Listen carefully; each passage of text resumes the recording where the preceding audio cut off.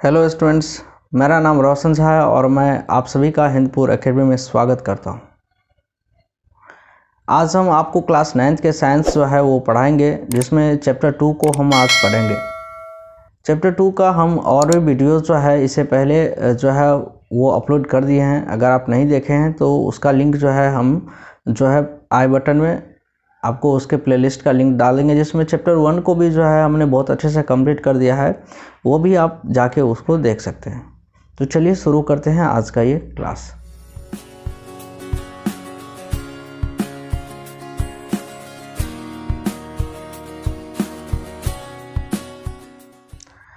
आज का जो पहला टॉपिक है वो है separating the components of a mixture. किसी मिक्सर से उसके कंपोनेंट्स को हम सेपरेट कैसे करेंगे। जैसे कि आप जान ही गए होंगे कि जो इस नेचर में बहुत सारे ऐसे सब्सटेंसेस हैं जो केमिकली क्या है, प्योर नहीं है। तो उस सब्सटेंसेस से उसके कंपोनेंट्स को हम अलग कैसे करेंगे, सेपरेट कैसे करेंगे। तो उसको सेपरेट करने के लिए हम क्या करते हैं, बहुत सारे अलग अलग तरीके का मेथड्स का हम इस्तेमाल करते हैं। आप एग्जांपल्स के लिए आप यूँ समझ लीजिए कि मान लीजिए आपके घर में एक गेहूं की अनाज रखा हुआ है और मक्के की अनाज रखा हुआ है, दोनों ही मिक्स हो गया। आप उसको सेपरेट कैसे करेंगे? तो आसानी से उसको हैंड पिकिंग के मेथड से भी आप उसको सेपरेट कर सकते हैं। लेकिन बहुत सारे ऐसे कुछ सब्सटेंसेस होते हैं जिसको हम हैंड पिकिंग या फिर जो डे टू डे लाइफ में जो है उसका इस्तेमाल करते हैं, वैसे उस मेथड से हम उसका जो है सेपरेशन नहीं कर सकते हैं। तो उसके लिए हम क्या करते हैं, एक स्पेशल मेथड्स का इस्तेमाल करते हैं। जैसे जो है एक ब्लू इंक ले लीजिए, उस ब्लू इंक से हम इंक का कंपोनेंट जो है ना, जैसे कि डाई है, उसको हम सेपरेट कैसे करेंगे। तो इसको सेपरेट करने के लिए हम एक एक्सपेरिमेंट करते हैं। जैसे कि यहाँ ऊपर में आप अभी जो है एक इमेज देख रहे हैं, उस इमेज में जो है क्या करेंगे, हम इस इमेज का के लिए एक एक्सपेरिमेंट का ये इमेज है। उसमें हम करेंगे, एक बीकर ले लेंगे और उस बीकर में हम क्या करेंगे, हाफ पानी भर देंगे और उसके ऊपर एक वॉच ग्लास डाल देंगे। वॉच ग्लास में कुछ इंक जो है, इंक की कुछ ड्रॉप्स हम डाल देंगे। अब उस बीकर्स को हम हीट करेंगे और हीट करेंगे तो क्या हो, देखेंगे थोड़ी देर के बाद कि वॉच ग्लास से भी जो है वो वेपर बाहर निकल रहा है।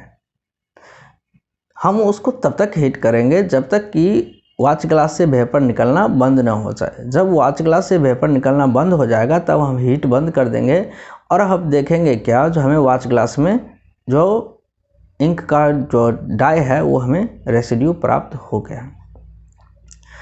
तो अब प्रश्न ये उठता है कि क्या अगर हम किसी सॉल्वेंट में जो है ना इंक का अलग अलग कंपोनेंट्स, यानी दो अलग अलग, तीन अलग अलग कलर्स के इंक जो है ना मिक्स कर देंगे, तो क्या हम इसी इवापोरेशन, इस मेथड्स को बोलते हैं इवापोरेशन मेथड्स, क्या इसी इवापोरेशन मेथड से हम उसको भी अलग कर सकते हैं?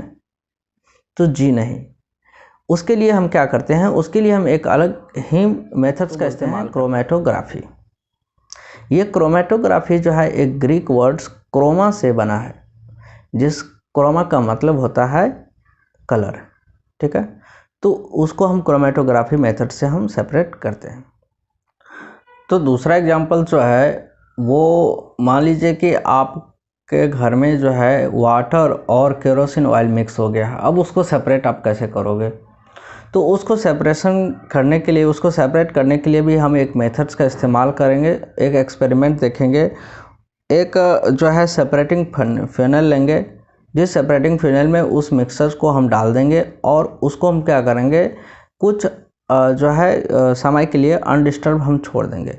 हम देखेंगे कि नीचे लोअर में जो है ना वाटर आ गया है और उसके ऊपर वाले लोअर में जो है केरोसिन ऑयल जो है इकट्ठा हो गया है। अब हम इस स्टॉप कॉक को जो है ना ओपन करेंगे और वाटर को पॉर कर देंगे। हम तब तक पॉर करेंगे जब तक कि ऑयल का लेयर जो है ना वो स्टॉप कॉक के आसपास पहुंच ना जाए। जब स्टॉप कॉक के पास पहुंच जाएगा ना केरोसिन की ऑयल, तो हम फिर इस स्टॉप कॉक को बंद कर देंगे और केरोसिन ऑयल को हम सेपरेट कर लेंगे। इसको बोलते हैं सेपरेशन मेथड, ठीक है। तो उसी तरह से अब एक एग्जांपल्स और समझा देता हूं मैं आपको कि अगर सॉल्ट और कैम्फर जो है आपको मिक्स हो गया है, तो फिर उसको सेपरेट कैसे करोगे। तो सॉल्ट और कैम्फर को सेपरेट करने के लिए जो है हम क्या करेंगे, तो सॉल्ट और कैम्फर को सेपरेट करने के लिए एक जो है हम इन्वर्टेड जो है वो फेनल लेंगे। एक इन्वर्टेड फेनल में जो है उस मिक्सर्स को हम डाल देंगे। जैसे कि आप इससे पहले भी आप पढ़े होंगे कि जो कैम्फर होते हैं, जैसे चैप्टर 1 में भी हमने आपको पढ़ाया था कि जो कैम्फर होते हैं उसको हीट करने पर डायरेक्ट सॉलिड से क्या हो जाता है, गैसेस स्टेट में वो कन्वर्ट हो जाता है। तो अब हम यूँ करेंगे कि इस इन्वर्टेड फैनल में जो ये मिक्सर डाले हैं उसको हीट करेंगे। हीट करने पे क्या होगा कि ये कैम्फर जो है वो वेपर होके वो इन्वर्टेड फैनल के वाल्व के ऊपर में जो है वो आ जाएगा। तो हम इस तरह से सेपरेट कर सकते हैं सॉल्ट को और कैम्फर को भी। तो इसी तरह से हम जो है अलग अलग तरह के सेपरेशन मेथड्स का हम इस्तेमाल करते हैं ये सब चीज़ों को जानने के लिए। आप ये तो जानते होंगे कि हमारे एयर जो है वो बहुत सारे गैसेस का मिक्सर है। क्या हम इस एयर से जो है अलग अलग तरह के गैसेस ऑब्टेन कर सकते हैं? जी हाँ, कर सकते हैं। कैसे? तो उसको हम कंडेंस करके हम उसके अलग अलग जो है उसके बॉइलिंग पॉइंट पे हम जो है अलग अलग गैसेस को हम प्राप्त कर सकते हैं। सबसे पहले ये गैसेस स्टेट में होता है, उसको हम प्रेशर इंक्रीज करके और टेम्परेचर को डिक्रीज करके उसको क्या करेंगे, कन्वर्ट कर देते हैं हम किस में, सबसे पहले लिक्विड स्टेट में। अब उस लिक्विड स्टेट में कन्वर्ट होने के बाद उसको हम अलग अलग बॉइलिंग पॉइंट पे जो है ना बॉयल करते हैं। जिससे क्या होता है कि वो एक अपने जो है ना अलग अलग लेयर के फॉर्म में सारे गैसेस, अलग अलग गैसेस आ जाते हैं।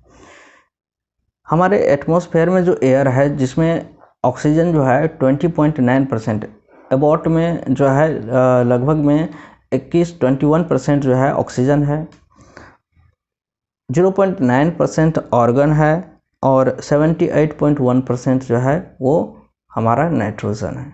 ठीक है, तो उसको जब हम क्या करेंगे, बॉयल करेंगे तो -183 डिग्री सेल्सियस पे जब उसको बॉयल करेंगे, -183 डिग्री, ठीक है, -183 डिग्री पे जब टेम्परेचर पे हम डिग्री सेल्सियस पे जब उसको हम बॉयल करेंगे तो हमारा ऑक्सीजन जो है वो फॉर्म होगा। उस ऑक्सीजन को हम सेपरेट कर लेंगे। उसी तरह से अलग अलग बॉइलिंग पॉइंट पे -186 डिग्री के बॉइलिंग पॉइंट पे हम आर्गन को सेपरेट कर सकते हैं और -196 डिग्री के बॉइलिंग पॉइंट पे हम जो है नाइट्रोजन को हम सेपरेट कर सकते हैं। तो इस तरह से हम एयर से भी जो है अलग अलग तरह के गैसेस को भी हम सेपरेट कर सकते हैं। ठीक है, अब है फिजिकल एंड केमिकल चेंजेस। तो जैसे कि आप जानते हैं कि बहुत सारे ऐसे सब्सटेंसेस होते हैं जिसके फिजिकल अपीयरेंस अलग अलग होते हैं, लेकिन नेचुरली केमिकल जो उसका जो है नेचर है ना वो एक ही रहता है। जैसे वाटर, आइस और वेपर, इस तीनों का केमिकल जो है नेचर जो है वो सेम है, बल्कि फिजिकल अपीयरेंस अलग अलग है। समझ में आया? कुछ ऑयल्स होते हैं जो क्या होते हैं, जल जाते हैं, उसमें हम एयर के प्रेजेंस में हम वो आग पकड़ लेता है। लेकिन वाटर्स वो क्या करता है, उस आग को बुझाने का काम करता है, एक्सटिंग्विशर का काम करता है। तो दोनों ही लिक्विड होते हुए, यानी फिजिकली दोनों क्या है, लिक्विड है, लेकिन उसकी दोनों की केमिकली अपीयरेंस जो है ना, केमिकली नेचर जो है ना वो क्या है, वो अलग अलग है।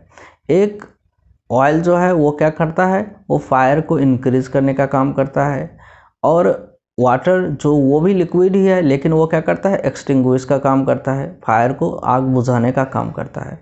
तो फिजिकली और केमिकली बदलाव समझ में आया? What are the types of pure substances?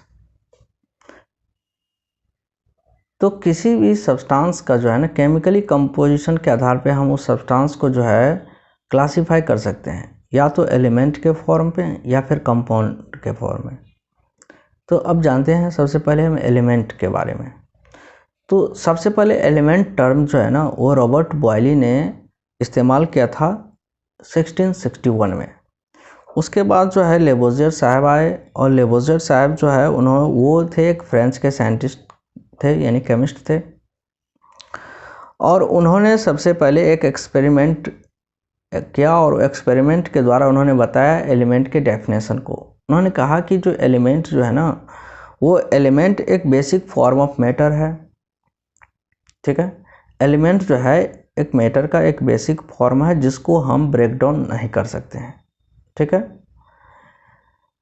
तो उसके आधार पे उन्होंने एलिमेंट का डेफिनेशन दिया।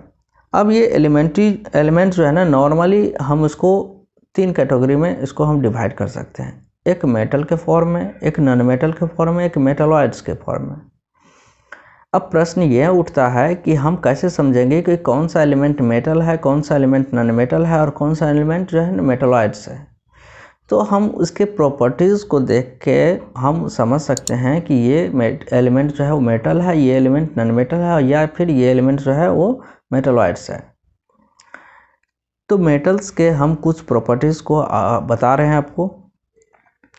तो जिस एलिमेंट्स के पास क्या होता है, लस्ट्रस होता है। जो एलिमेंट्स लस्ट्रस होता है यानी शाइन करता है, ठीक है, वो मेटल्स होता है। जो एलिमेंट्स हीट और इलेक्ट्रिसिटी को क्या करता है, कंडक्ट करता है, वो एलिमेंट्स मेटल होते हैं। नॉर्मली जो मेटल्स होते हैं वो सिल्वर ग्रे या फिर गोल्ड येलो कलर के होते हैं। ये हीट और इलेक्ट्रिसिटी को क्या करता है, कंडक्ट करता है। और नेक्स्ट प्रॉपर्टी इसका क्या हो गया, ये एक मेलिएबल है। ठीक है, यानी कि इसको आप थिन शीट्स में कन्वर्ट कर सकते हैं। ये डक्टाइल्स होते हैं, इसको वायर्स के फॉर्म में कन्वर्ट कर सकते हैं। ये सोनोरस भी होते हैं, इसको हिट करोगे तो इसमें साउंड प्रोड्यूस होगा। एग्जाम्पल के लिए gold, silver, iron, potassium, sodium, ये सभी जो है वो क्या है, मेटल्स के एग्जाम्पल्स है। ये वस्तुतः मेटल्स जो होते हैं वो हमेशा सॉलिड के फॉर्म में ही होते हैं, लेकिन मरकरी एक ऐसा मेटल्स है जो रूम टेम्परेचर पे क्या होता है, लिक्विड के फॉर्म में होते हैं। चलिए अब जानते हैं नॉन मेटल्स को कैसे पहचानेंगे, तो उसके प्रॉपर्टीज़ को देखते हैं। तो नॉन मेटल्स क्या होता है, नॉन मेटल्स जो होते हैं वो लस्टर्स नहीं होते हैं, यानी ये शाइन नहीं करते हैं। ये हीट और इलेक्ट्रिसिटी को जो है वो कंडक्ट भी नहीं करता, ये पुअर कंडक्टर्स होते हैं। फिर उसके बाद ये मेलिएबल भी नहीं होते हैं, ये डक्टाइल्स भी नहीं होते हैं, ये सोनोरस भी नहीं होते हैं। ठीक है, अक्सर ये बहुत सारे अलग अलग वैरायटीज़ ऑफ कलर्स में पाए जाते हैं। तो इसके आधार पे हम समझ सकते हैं कि ये नॉन मेटल्स है। कुछ एग्जांपल्स नॉन मेटल्स का हो गया, जो ऑक्सीजन्स हो गया, हाइड्रोजन हो गया, ठीक है, कार्बन हो गया, आयोडीन हो गया, ब्रोमीन हो गया, क्लोरीन हो गया, ये सभी जो है क्या है, नॉन मेटल्स के एग्जांपल्स हैं। अब मेटलॉइड्स क्या होता है, कुछ ऐसे एलिमेंट्स होते हैं जिसमें क्या होता है, मेटल्स के भी गुण आ जाते हैं, नॉन मेटल्स वाले भी गुण कुछ आ जाते हैं। तो उसी तरह के एलिमेंट्स को हम क्या कहेंगे, मेटलॉइड्स कहेंगे। ठीक है, जैसे हो गया सिलिकॉन और जर्मेनियम, ये मेटलॉइड्स हैं। ठीक है, अब होता है कंपाउंड्स। कंपाउंड्स क्या किसे कहेंगे, तो कंपाउंड्स जो होते हैं वैसे सब्सटेंस को कंपाउंड्स कहेंगे जिसमें क्या होता है, 2 या 2 से अधिक एलिमेंट्स जो है ना एक फिक्स प्रोपोर्शन के ऊपर जो है आपस में मिक्स हो जाते हैं और क्या बना लेते हैं, कंपाउंड्स को बना लेते हैं। ठीक है, समझ में आया। तो हमने जो है आपको चैप्टर 2 को कंप्लीट कर दिया है। चैप्टर 2 आपको समझ में आ गया, बहुत अच्छे से समझ में आ गया होगा। आई होप ये वीडियो भी आपको बहुत अच्छा लगा होगा। तो अगर अच्छा लगा है तो आप इसे लाइक कर दो। सब्सक्राइब करने के लिए अगर हम आपको बोलेंगे, नहीं भी बोलेंगे, अगर आपको लग रहा है कि ये चैनल आपके लिए हेल्पफुल है तो आप सब्सक्राइब कर लो, अपने दोस्तों के साथ भी शेयर कर लो। ठीक है, तो चलिए फिर मिलेंगे नेक्स्ट चैप्टर में, और तब तक आप अपना ख्याल रखें। जय हिंद।